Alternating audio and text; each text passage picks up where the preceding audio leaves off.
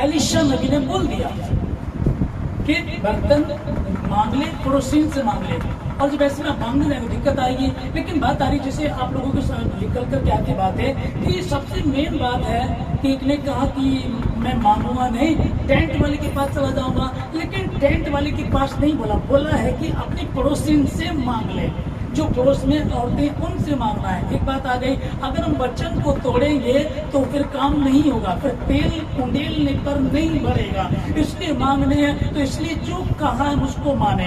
फिर सिस्टर सीमा ने बोला कि हमको करना क्या, कि हम प्रार्थना करके जब जाएंगे तो निश्चय ही कोई रुकावट होगी, वो रुकावट नहीं आएगी। किसी के सवाल होंगे, कोई सवाल नहीं होगा, और यदि कोई सवाल करेगा भी तो जवाब देने वाला परमेश्वर होगा। उसने कहा कि जब तुम पकड़वा दिए जाओ तो पहले से विचार मत करना क्या जवाब देंगे, क्योंकि तुम्हें ऐसी बुद्धि, ऐसी समझ दी जाएगी कि उस समय तुम उनका सामना कर सकोगे। पर मेन बात यहाँ आती है कि क्या तू विश्वास करती है?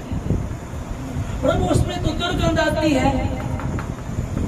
अब तो सब हम नहीं है, तो उसे पत्र को हटाएंगे, अंदर जाएंगे और बदबू आएगी। क्या देखना चाहते हो? ये अपनी बात कर रही है। इसने ये नहीं कहा कि यीशु मसीह ने जिसने बड़े बड़े काम किए, अगर तू यहाँ होता तो मेरा भाई ना मरता, और अगर मैं नहीं था और मैं 3 दिन को पार करके चौथे दिन में आया हूँ तो मैं आज भी कर सकता हूँ। लेकिन वहां उसके सवाल जवाब थे, और एलीशा नबी ने उस विधवा से कहा, उसने जैसे कहा वैसे उसने करना शुरू किया, और तेल बढ़ा, बर्तनों में भरता चला गया, और भरने के बाद उसने कहा कि और बर्तन लेकर के आओ, और उस लड़के ने कहा बर्तन खत्म हो गए हैं, तब तेल रुक गया। अब यहाँ हमको एक चीज सीखने को मिलती है कि हमारा विश्वास कौन सा होना चाहिए? पागलपन वाला। क्योंकि वचन को अगर आप देखेंगे तो वो तो ये कह रहा है कि 3 दिन का मुर्दा जिंदा हो सकता, 4 दिन का नहीं हो सकता। फिर ये है कि तेल ले लिया, उंडेलना शुरू करा, ये कैसे हो सकता है? अरे भाई नबी से बोल दो, भाई नबी आपको परमेश्वर ने ये वाली बात कहने के लिए कही है, इसको आप कह रहे हैं। अरे कुछ कैश दे दो, कुछ जेवर दे दो, कुछ सोना दे दो, या फिर ऐसी प्रार्थना करो कि साहूकार जो उधार वापस मांग रहा है उसके मन में डाल दो कि वो कर्जा माफ कर दे। और ऐसा ही हुआ था। एलीशा नबी ने कहा था नामान कोड़ी से, अपने चेले के द्वारा कहलवाया था, उसको जा करके बोलते कि 7 बार यर्दन नदी में डुबकी लगा ले। उसने उसे गुस्सा आया, अरे मैं मंत्री हूँ, मैं इतनी बड़ा उस देश से आया हूँ, वो नबी वहां आएगा, मुझसे मिलेगा, बात करेगा, उसने मुझसे बात तक नहीं की। वो गुस्सा हुआ, वो जाने पर था, लेकिन उसके साथ उसका जो हेल्पर था, सहायक था, वो बुद्धिमान था। उसने कहा यदि नबी कुछ और इससे बड़ी बात कहता, घुटनों के बल पहाड़ पे चढ़ जा, उल्टा होकर के ऐसा कर, रात को ये किया कर, इतने पानी में घुस करके तपस्या क्या कर। उसने मतलब उदाहरण समझिएगा, अगर नबी तुझे इससे भी कठिन कुछ करने को कहता तो क्या तू ना करता? हाँ करता। फिर वो कहने लगा क्या हमारे वहाँ नदी नहीं है, मैं वहाँ डुबकी नहीं लगा सकता? पर जब उसने इस बात को माना, जो कहा गया था वो माना, उसने डुबकियां लगाई और उसका शरीर नए बच्चे के समान हो गया, उसका घोड़ खत्म हो गया। बात कौन सी है? खुदा के खादिम ने कहा है, सेवक ने कहा है, और सेवक किसकी ओर से है? सेवक अपनी ओर से नहीं हो सकता। बहुत सारे होते हैं अपने आप बाइबल उठा करके घूम रहे हैं, अपने आप चर्च बना लिए हैं, पैसा लगा लिया, लेकिन फिर भी खाली पड़े, फिर भी वो काम नहीं होगा, फिर भी वचन काम नहीं करेगा। यदि परमेश्वर की ओर से है तो 100% काम होना ही होना है। लाजर जिंदा होगा और तेल भरेगा, लोग बर्तन देंगे, तुम्हारा कर्ज भी उतरेगा। और नामान कोड़ी में जब तक नहीं माना था, वो क्रोधित हो रहा था। जब उसने मान लिया कि चलो ठीक है, अरे कर की कोशिश एक बार कर लो, क्यों नहीं कर रहे हो, करके देख लो। उसने डुबकी लगाई, उसका शरीर ज्यों का त्यों हो गया, जैसे पहले होता था, बच्चे के समान खूबसूरत, सारा कोड़ उसका खत्म हो गया। अब मुझ पे आप में कहीं कोड़ है, उस आज्ञा को मानना, कहीं कर्ज है, उस आज्ञा को मानना, कहीं अगर मर गई है, आशीष मर गई है, आशीष मर गई है, अब संभव नहीं है, उम्र एक्सपायर हो गई है। भैया नौकरी की तो उम्र ही खत्म हो गई, तो तेरा भरोसा नौकरी पर है या तू बढ़ना चाहता है? तू नौकरी के चक्कर में क्यों पड़ी है, क्यों पड़ा है? तू ये क्यों नहीं कहता कि परमेश्वर ने तुझे नौकर नहीं, तू नौकर तेरे यहाँ काम किया करेंगे, तू नौकरों को तैयार करेगा, तू बिजनेसमैन होगा, इंजीनियर तेरे यहाँ होंगे, डॉक्टर तेरे यहाँ होंगे, वो तुझे बढ़ाना चाहता है। इस बात पर ना रहो, ऐसा होना चाहिए। तेल को उंडेल दे, बर्तन ले ले, इस सिस्टम को करो, पत्थर को हटाओ।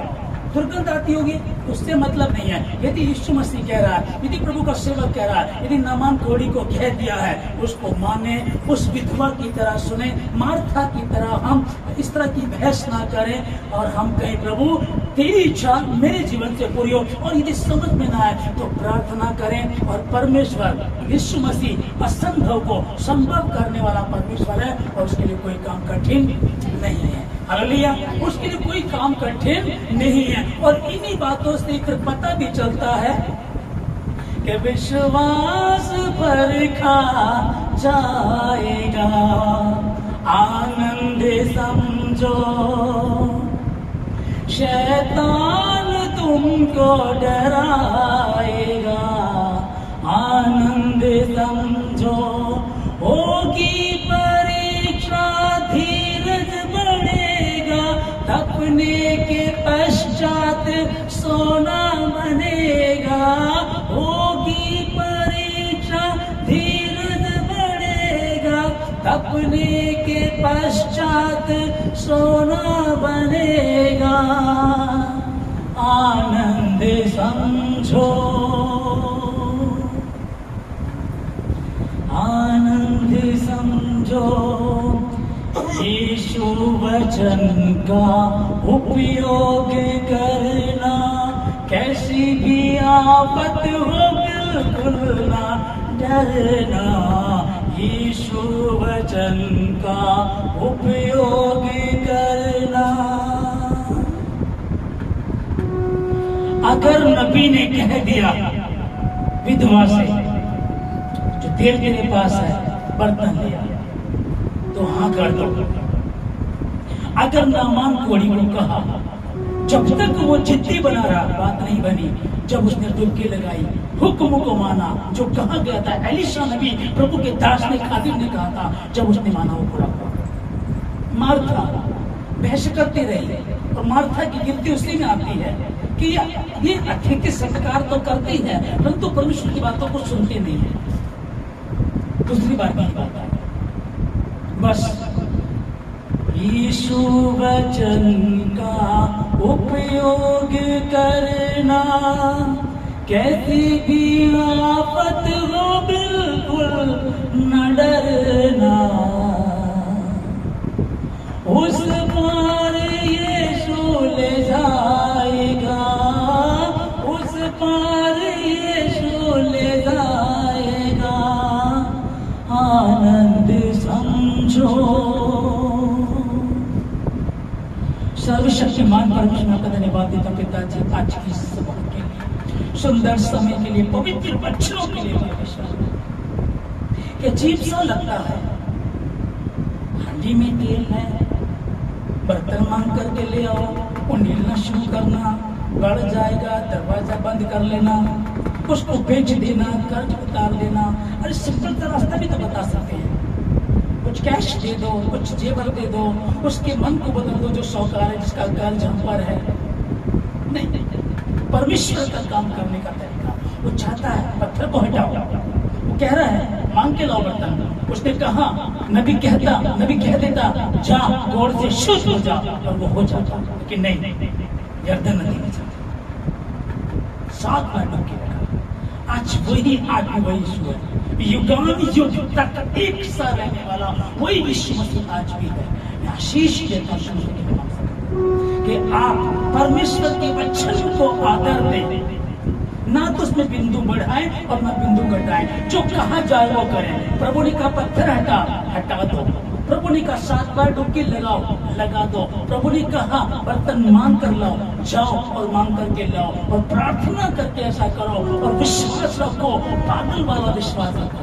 दीवानों वाला विश्वास रखो। दाऊद का विश्वास दीवानों वाला, तन्मय होकर के नाच रहा था। उसकी पत्नी भी कहने लगी, ये राजा है, इजराइल का राजा है, जो अपनी नौकर और नौकरानियों के सामने अपनी तन को उगाड़ रहा था, पागलों की तरह नाच रहा था। उसने कहा, जिस परमेश्वर ने मुझे चरवाहे से राजा बनाया, उस परमेश्वर के लिए मैं, अगर तेरी नजरों में मैं तुच्छ हूं तो इससे भी ज्यादा तुच्छ बनूंगा। जो प्रभु ने कहा मैं वो करूंगा। आप ऐसा करें, यीशु मसीह के नाम में सबको आशीष देता हूं। किसी बात की चिंता ना करें, परमेश्वर के वचन को आदर दें। और आज यीशु मसीह के नाम में मैं 30 नहीं कहूंगा, 60 नहीं कहूंगा, 100 गुना आशीष के वारिस आप लोग हैं। जिन्होंने आज के वचन को ध्यान से सुना, समझा, रिसीव किया, मैं आशीष देता हूं यीशु मसीह के नाम में। परमेश्वर के नाम की महिमा। हर निराशा जाए, हर बंधन टूटे, हर गड़बड़ी करना जाए, हर कोड़ जो दिलो दिमाग पे विचारों पर जो कोड़ लगा है, वो कोड़ यीशु मसीह के नाम में खत्म हो। जो आज भी सवाल जवाब आपके अंदर है, आज भी सवाल जवाब है, दुर्गंध आती है उसमें से, पत्थर को हटाने से क्या फायदा, अब तो कुछ नहीं होगा, पहले आप यहाँ तो मर जाते। सवाल जवाब नहीं करना, मानता कर्ज हो रहा है, खुदाबंद तू बता कैसे चलेगा।